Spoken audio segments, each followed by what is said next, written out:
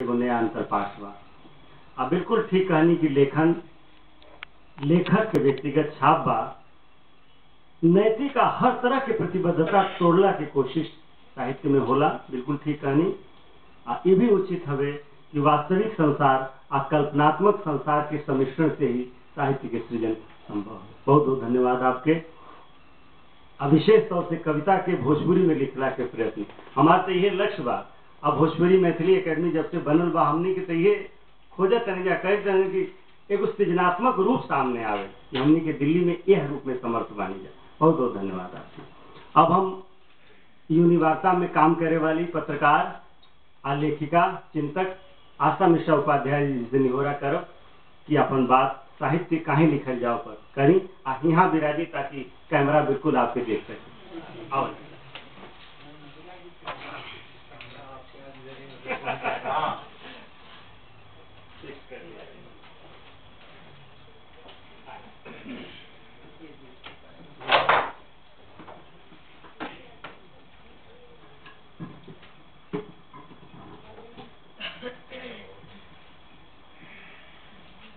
सभी लोग के हमारा प्रणाम और बच्चों के आशीर्वाद। बड़ा खुशी के बात बाकी ये पहला मौका बा जब हम भोजपुरी में बोलतानी। हालांकि भोजपुरी में देखल सुनल बचपन से सब चला होता, लेकिन बोलने के पहला मौका बा, वो भी सार्वजनिक रूप से। जब से हमारी दादी जी गुजर गई तब से भोजपुरी तो कोई बोलवे ना करे। माता पिता भी मतलब कि अब हिंदी में बात करला, कुछ ऐसा चल गई बा, प्रथा हो गई बा, आदत में आ गई बा। लेकिन आज यहाँ पे आके लागल बा कि हम बहुत कुछ खोतनी एक पाए के बाद, और हमारी कोशिश बा कि हम जरूर अब भोजपुरी में काफी लिखब और कविता से शुरू कर देंगे। रविंद्रनाथ जी ठीक कर बानी कि भोजपुरी के आगे बढ़ाएगा बा, लेकिन हम थोड़ा बताओ चाहते नहीं कि भोजपुरी पहले से सभी जगह बोला जाता, देश विदेश में भी काफी जगह बोला जाता, और 5 करोड़ लोग भोजपुरी बोला था देश विदेश भर में। जैसे कि यहाँ सूरीनाम में, मॉरिशस में, गुयाना में, त्रिनिदाद, टोबैगो, फिजी आदि देशों में सब जगह भोजपुरी फिल्म सभी जगह छाल बन जा हमनी के, और काम भी अच्छा होता सभी जगह, और हमनी के पीछे बानी जा। दुख के बात तो ये बात। तो अब हमनी के आगे बढ़े के कि साहित्य भोजपुरी में मतलब हट करके काहे लिखल जाए, साहित्य काहे लिखल जाए, ये प्रश्न ऐसा बा कि खाना काहे खाई जाए। तो एक शुद्ध और स्वस्थ और मजबूत शरीर के लिए जैसे अन्न की जरूरत बा, वैसे ही बुद्धिमानी के लिए, ज्ञान के लिए, चिंतक बनने के लिए एक बहुत ही समृद्ध साहित्य की आवश्यकता हमेशा से बा और हमेशा रही। आज कोई नया बात नहीं के हमने की यहाँ होके के परिणाम बा कि हमने के साहित्य में जिंदा रह बन जा। कहल गई बा जैसे कि एक हम कोटेशन देता नहीं, संगीत साहित्य कला विहीना साक्षात पशु पूछ विषीना हीना विषाण हीना। सॉरी। तो अब सोचेगा कि हमने क्या है जा साक्षात एक पशु के समान बाजे, कुछ कला में ना साहित्य में कोई रुचि नहीं है। तो यहाँ फिर पॉइंट आता कि साहित्य काहे लिखल जाओ। साहित्य लिखे के बहुत जरूरत बा, और साहित्य के पहले हमने के श्रेणी में बांट दिल जाओ। साहित्य न के साहित्यिक ना 3 तरह के साहित्य हमारा हिसाब से बा। उच्च श्रेणी के साहित्य, मध्यम श्रेणी के साहित्य और निम्न श्रेणी के साहित्य में अश्लील साहित्य आजकल भरमार बा, सड़क किनारे सभी जगह मिल जाए। ओकरे के पढ़ के ये विखंडित मानसिकता समाज में पैदा होकर बा, और जितना बुराइयां बा वो सब ओकरे कारण खास करके देखे के मिलता। तो उच्च कोटि के साहित्य की आवश्यकता शुरू से बा, और अभी आजकल बहुत ज्यादा जरूरी हो गई बा। और अब पुरानी बात के हम लेके चलता नहीं, प्रेमचंद्र के जमाने से अगर कहें कि साहित्य समाज का दर्पण होला, उस समय ठीक रहे। लेकिन आज हम इस बात पे काटता नहीं कि साहित्य समाज के दर्पण होला, लेकिन पूरा तरह ना होला, धूल जमल रहेला। तो अगर कहा जाए कि साहित्य समाज के दर्पण, और आज हम दर्पण दिखा दी, आज का होता भ्रष्टाचार बा, बेईमानी बा, सभी जगह ऊपर से लेकर नीचे तक भ्रष्टाचार में डूबल बा सरकार हिरोसिया। तो ना कहा सकली कि दिखा दी तो का समाज हमारे आगे वाली पीढ़ी क्या सोची कि यही समाज बड़ा अच्छा काम हो रहा, चोरी डकैती हो बड़ा अच्छा यही करो। नहीं, आज का जो साहित्य बा ओकर काम बा मार्ग दिशा दे। एक सच्चा साहित्य वही है, सच्चा साहित्य मतलब साहित्य का मतलब पहले का बा जो सबका हित चाहे। साहित्य सबका हित चाहतिया, तो हमने के ओकरे के पढ़े के चाहिए जो सबका ओकर भलाई होके, उच्च कोटि के साहित्य से। अच्छा, साहित्य होगा ज्ञान मनोरंजन के लिए, स्वस्थ मनोरंजन के लिए, टाइम पास करने खातिर। एक उपन्यास में कोई हाथ से डूब जला, निकले के नाम ना ले दे। कविता में भी लोग रम जाला, तो ये स्वस्थ मनोरंजन के लिए साहित्य की जरूरत बा। समाज के स्वर्णिम निर्माण के लिए साहित्य के बहुत जरूरी बा। कालिदास से हम लेके आए उनकर कुमार ऋतंभरा, कुमार रघुवंशम, अभिज्ञान शकुंतलम की बात करी, और जो वहाँ के शेक्सपियर जो भारत के कालिदास के रूप में जाने जाला, उनके बारे में उनके जो मूल्य उन लोगों ने योगदान दिले बा, भुलाए वाला काम नहीं किया। ओकरे से तो समाज, देश पूरा समृद्ध आगे बढ़ल बा। उन्हें तो एक नींव बा कि एक मानव मूल्यों का जो उन लोगों ने जब रखल बा, ओकरे पे हम आचरण तानी। ओकरे के बाद में उदाहरण देख हमने कहें देखा हमने करे का बा, हमने कहा मतलब हमारे मूल्य का बा। आजकल जो मूल्य मानवीय मूल्यों का जो तेजी से जो बिखराव हो रहा, गिरावट होता का है कि आजकल खासकर स्वस्थ साहित्य में लोगों की इंटरेस्ट कम हो गई बा। ग्लोबलाइजेशन जिसका कहता नहीं, हम बहुत कम लोग पढ़े में रुचि रखा था, टाइम ही नहीं के टेलीविजन धारावाहिक मार काट ये सब से। तो हमने के कामबा मोड़ के लाए थे स्वस्थ साहित्य की ओर, जिससे समाज का निर्माण हो सके। आजकल लेखक बहुत कम बच गए हैं जो रियली में साहित्य लिख रहे हैं, और ऐसे लोगों के अच्छा साहित्यकार के लोगों के आगे चाहिए, प्रोत्साहन मिले के चाहिए, तभी समाज के अच्छा से हम आगे ले जा सकते हैं। अब कहा जाता है कि साहित्य में जैसे कि भोजपुरी भाषा हो गई बा, अगर भोजपुरी में चाहे वाला बहुत लोग ऐसा बा कि वो निरक्षर बा, पढ़त लिखत नहीं के, लेकिन वही बात जो आप कहले रही रहा कि श्रवण और दृश्य दो तरह के साहित्य बा। पुराने जमाने में लोग एक महिला पढ़ रहते रही तो गीत वो रामायण सुनाती तो 4-5 महिलाएं पढ़ के तो ज्ञान ऐसे मिलत रहे। हमारा जो परंपरा बा, साहित्य बा, में सब कुछ पहले से बा, जाने के बा, ओकरे पे फिर आए के बा। राम का बेटा के रूप कैसे होके चाहिए, बाप के रिस्पॉन्सिबिलिटी क्या होके चाहिए, भाई कैसा होके चाहिए, सब बतावल बा।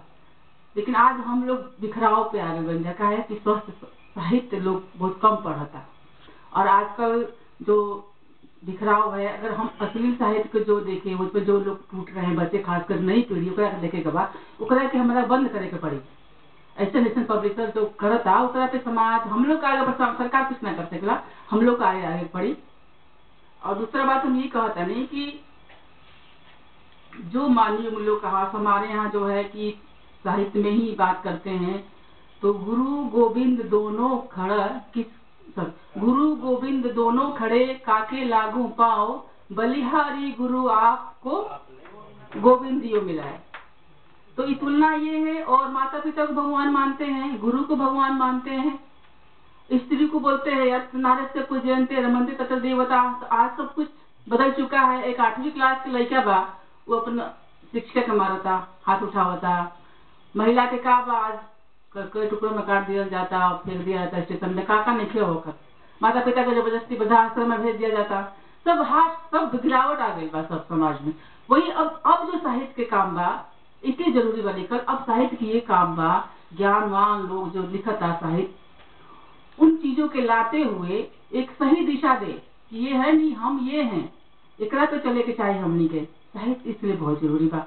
और आजकल डॉक्टर भगवती शरण मिश्रा जो हमारे पिताजी बाड़न और बिहार के हमन, आप लोग सबको मालूम बा कि अब IAS ऑफिसर भी रह चुकल बाड़न। हम देखले बानी उनके बारे में कि कितना मेहनत से वो लोग चाहेला कि ज्ञान जो बा आगे बढ़े। एक गृहस्थ जीवन में होते हुए, ऑफिस में काम करते हुए, शौक ज्यादा अधिक किताब लिखले बाड़न। सबको जानो तो ये भी डॉक्टर भगवती शरण मिश्रा जी के बारे में। तो मतलब अभी उनकी किताब आई बा, मैं राम बोल रहा हूँ, तो उसका जो रिस्पॉन्स मिला बा बहुत ही बेहतर, मतलब तो देश भर से लोगों ने रिस्पॉन्स मिला, नेट पे रहे, सब लोगों ने पसंद कर बा। उसका में लिखो सरकार कहती है कि रामे नहीं खन, अरे भाई उन्होंने बोला है अगर राम को नहीं खे माने के तो यो माने के सरयू नहीं खे, अयोध्या नहीं खे। आतंकवाद तो शुरू से रहा बा, रावण को सबसे बड़ा आतंकवादी कौन होता है, सीता को उठा के ले गई, रबत का करना होगा। मतलब यही बात बा कि अगर अच्छे लोग, ज्ञानवान लोग आके आके साहित्य लिखता तो उसका काम और ज्यादा बढ़ जाता, क्योंकि उनके साथ समाज के अपने साथ ले जाएगा बा।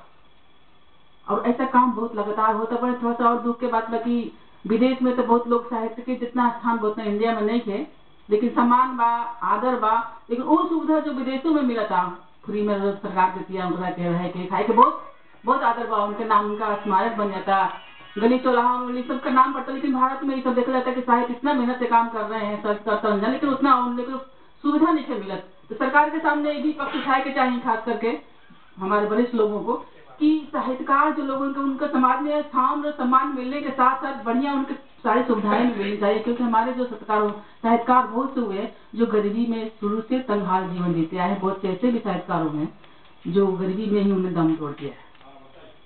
तो साहित्यकारों के लिए एक अलग से कोई मंच बनाने की जरूरत बा जो उनके लिए काम करे। बाकी जो हमारे अभी नई पीढ़ी आती है ओकरा काम भाई सब देखे खातिर अनंगा जी सहमत होकर हमरा से। तो अब हम यही कहते नहीं कि अब अगर हम कहना चाहें कि साहित्य काहे नहीं लिखल जा पहले ही कह दिल बानी, तो साहित्य लिखल बहुत जरूरी बा। जैसे जिंदा रहल जरूरी बा एक इंसान के रूप में, वैसे ही साहित्य पढ़ल, साहित्य लिखल और साहित्य सुनल सब बहुत जरूरी बा। अब हम अपने इतने पे खत्म कर चाहता नहीं कि बोले के बाद तो बहुत लंबा बोला जाए, सब पे टाइम ना मिली। आपको बहुत बहुत धन्यवाद, आप लोगों ने मुझे सुना। और वो मतलब बाकी आगे भी हम मिल जाएगी, बीच बीच में हिंदी बोला जाता है, थोड़ा आज में कमी हो गई बा।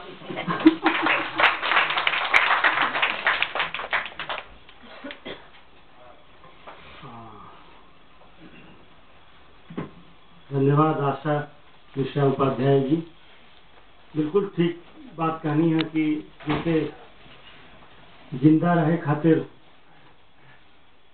अन्न चाहिए, वैसे मन खातिर साहित्य चाहिए। बिल्कुल ठीक बात। ये भी कहानी की उच्च कोट के साहित्य चाहिए। साहित्य के वर्गीकरण भी कहनी और उच्च मध्य निम्न सबकर हित जौने में होके वह साहित्य है। साहित्य समाज के दर्पण हवे, एके थोड़ा विकसित करते हुए आप बात कहनी। हमारा यहाँ हनुमान चालीसा जो बाँचल जाला उनमें पहला दोहा जौन बा उका बा और वह जानत तनी, श्री गुरु चरण सरोज रज निज मन मुकुर सुधार, बरनौ रघुबर विमल जसु जो दायक फल चार। तो लाइन का पहली भाई कि श्री गुरु चरण सरोज रज निज मन मुकुर सुधार। तुलसीदास जी ये कहत हुन कि जो मन दर्पण बा, मन जो आईना बा, ओके हम सुधार के राव चरण में आवतानी।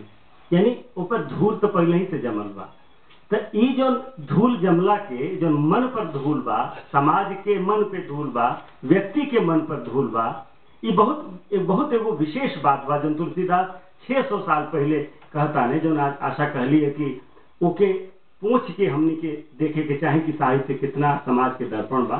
तो हमनी के प्राचीन समय से साहित्यकार ये धूरी के पोछले के काम कर रहल बा, तबे साहित्य के चमक होला। साहित्य अपन एगो रागात्मक छवि लेके रहेला, चमक लेके रहेला, आभा लेके रहेला।